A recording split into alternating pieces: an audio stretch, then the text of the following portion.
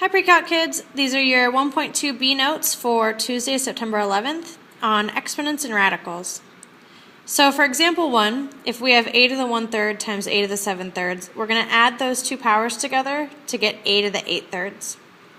For example B, we're going to want to distribute the third power into the parentheses. Now when we do this, we're going to get 2 to the 3rd.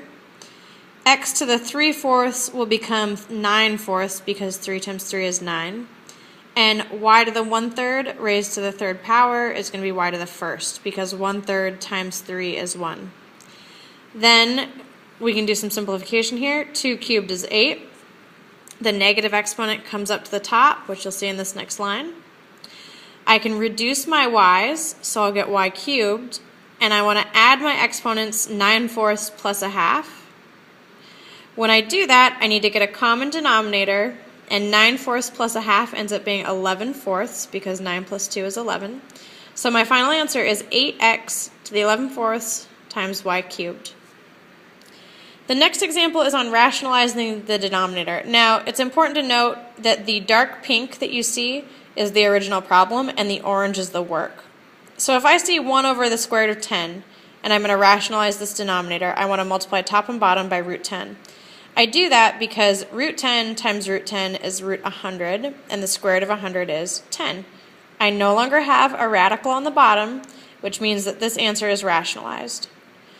Now, I have to do it on top and on bottom because root 10 divided by root 10 is just 1, and so this work doesn't actually change the original problem, it just makes it look different. And you'll notice if you type in your calculator 1 over root 10 and root 10 over 10 and hit enter, you'll get the same decimals. Now for part B, if I have a root that's not a square root, I can't just use the same thing as I did up here. I can't do root 10 times root 10. I've got to use different powers. And it's called completing the root, or at least that's what I call it. So if I have the 4th root of x, I know I need this as the first power. I need to get a power that will add up to 4. So I multiply top and bottom by the 4th root of x cubed because x to the 1st times x cubed is x to the 4th, and the 4th root of x to the 4th is x, and notice there's no radical here on the bottom. And then when you simplify the top, we get 3 times the 4th root of x cubed, and that just stays all the way across. Another example of this is with a rational exponent.